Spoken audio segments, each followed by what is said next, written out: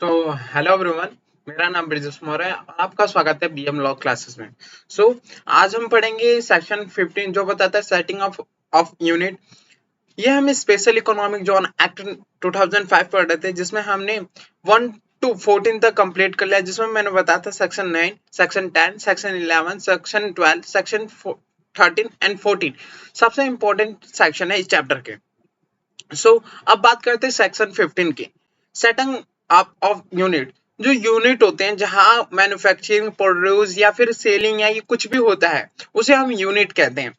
अब उसे सेटअप करना है तो उसके लिए क्या क्या जरूरत होगा उसकी बात करते हैं। According to section 15, entity any person who intend to set up unit for carrying on authorized operation in a special economic zone to submit a proposal to development commissioner concerned। किसको, अगर हमें सेटिंग अप यूनिट करनी है, setup करना है unit, तो किसे proposal देना पड़ेगा? डेवलपमेंट कमिश्नर को। The development commissioner is a turn place the proposal before the approval committee for its approval. उसके बाद वो जो हमें सेटिंग अप करनी है उसे अप्रूवल कमेटी को देगा। अप्रूवल कमेटी से प्रपोजल लेने के बाद ही अप्रूवल कमेटी में अप्रूव द प्रपोजल विदाउट और विद और without modification subject to such term and condition में it may deem fit for the reject the same. अगर अप्रूवल हमने डेवलपमेंट कमिश्नर को दिया, उसने अप्रूवल कमिश्नर को दिया, अप्रूवल कमिश्नर चाहे तो उसे अप्रूव कर देगा या फिर रिजेक्ट कर देगा, या फिर उसमें कुछ मॉडिफिकेशन करेगा यूनिट जो अप्रूवल के लिए हम भेजेंगे, या फिर नहीं मॉडिफिकेशन करेगा। Now after the approval of the proposal, grant a letter of approval to the person concerned to set up unit, undertake to unit such operation which the development commissioner may authorize, and every such operation as authorized mentioned in the letter of approval। उसके बाद अगर अब लगता है कि किसको, approval committee को कि सही है, तो वो लेटर ऑफ अप्रूवल भेजेगा जिस पर्सन को सेटिंग अप करना है अपनी यूनिट। और यूनिट अप्रूवल होने के बाद डेवलपमेंट कमिश्नर वही उस लेटर ऑफ अप्रूवल में बताएगा कि वही चीज आपको करना है जो चीज लेटर ऑफ अप्रूवल में दी गई है। Now cancellation of letter of approval granted to an entrepreneur. जिस एंटरप्रेन्योर को हमने लेटर ऑफ अप्रूवल सेक्शन 15 में दिया है उसे हम कब कैंसिल कर सकते हैं? Now according to section 16, empowered the approval committee. किसके पास पावर है? अप्रूवल कमिटी के पास। Cancel the letter of offer of entrepreneur after reasonable opportunity being has been afforded to entrepreneur. The approval committee may at any time cancel the letter of approval if it has any reason or cause to believe that the entrepreneur has precedently contributed any of the term and condition or its obligation subject to which the letter of approval was granted to the entrepreneur।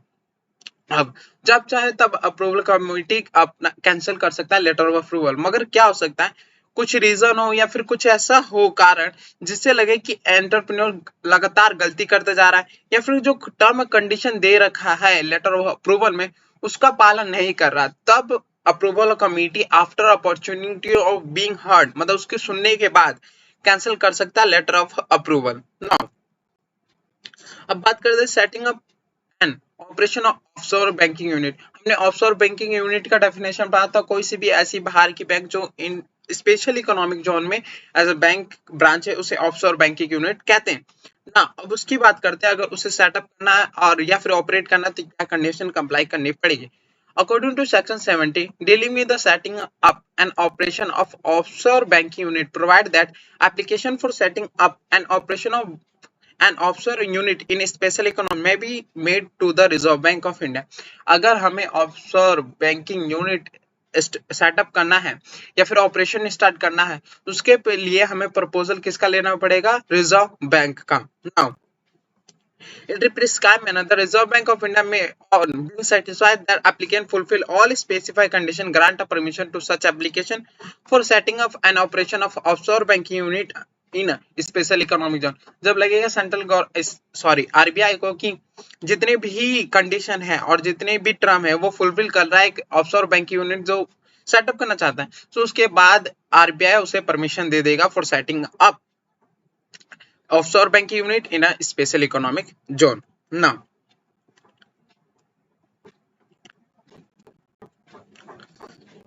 जैसा हमने पढ़ा था, offshore banking means a branch of bank located in a special economic zone and which has obtained the permission under clause A of subsection 1 of section 23 of Banking Regulation Act 1949।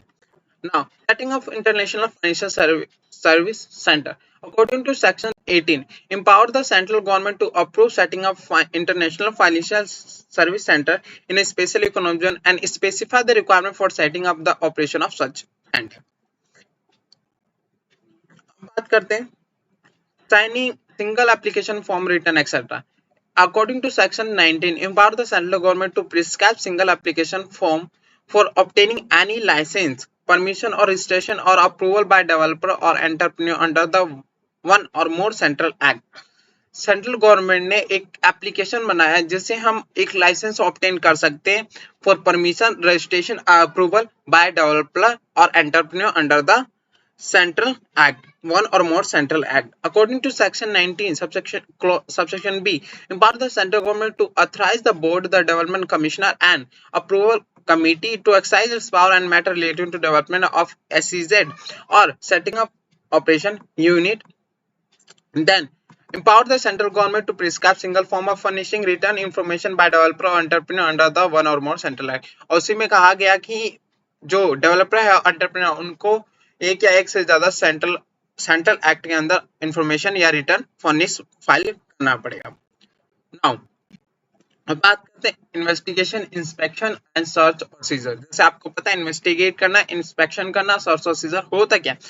अब इसमें बात करते हैं ये सब कब करा जाता है और किसके द्वारा करा जाता है. So according to section 20, empower the agency और ऑफिसर, किसको एम्पावर देते हैं किसी भी एजेंसी को या ऑफिसर को with the prior intimation to development. सबसे पहले उसे इंटीमेशन देना पड़ेगा डेवलपमेंट कमिश्नर को.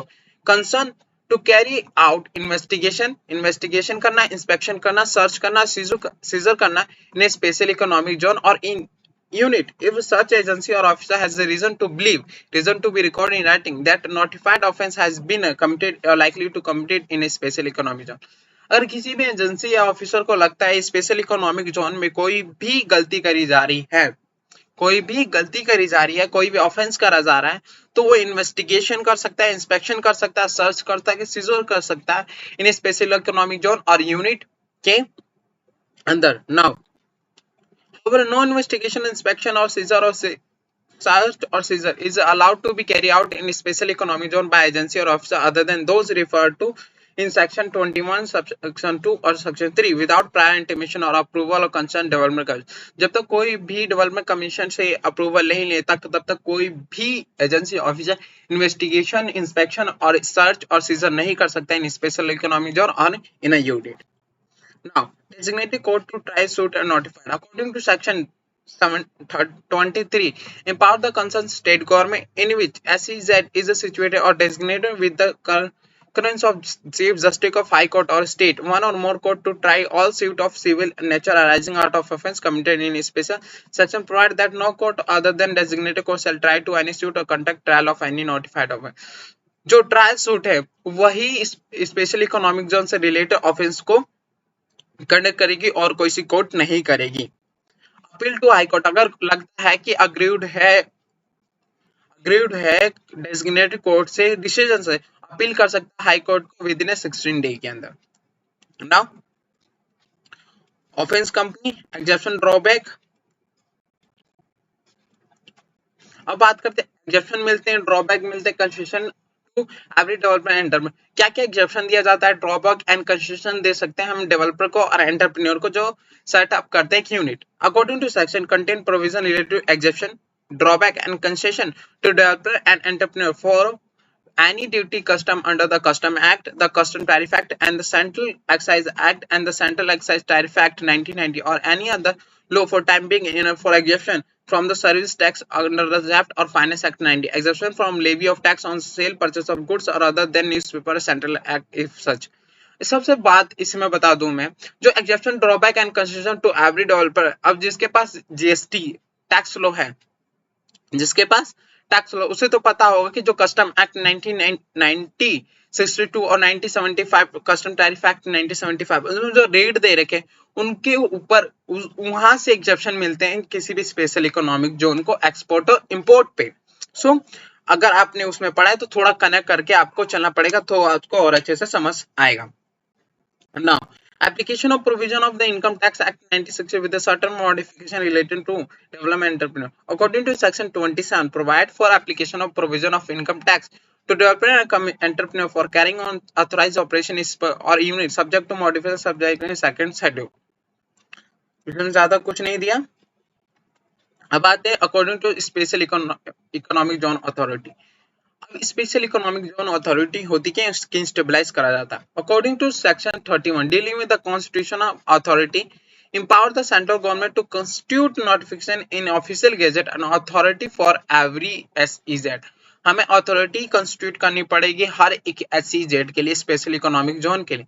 Excise power confer on discharge of function assign to it. जो जो इसे फंक्शन दिया गया है, जो जो पावर दिया गया अपने पावर को करने के लिए. Now in case of existing SEZ established by the central government, the central government has been empowered to establish such authority within 6 months from the commencement of the act. जब से act आया उसकी 6 month के अंदर authority को establish करना पड़ता है, जिसे क्या जो SEZ को कंट्रोल करेगी. It further the provide that person authority और included development commission which exercise the control over existing SEZ shall continue to do till the authority is control. जो डेवलपमेंट कमिश्नर है, अगर अथॉरिटी को stabilise नहीं करेगी तो development commissioner work करेगा as authority.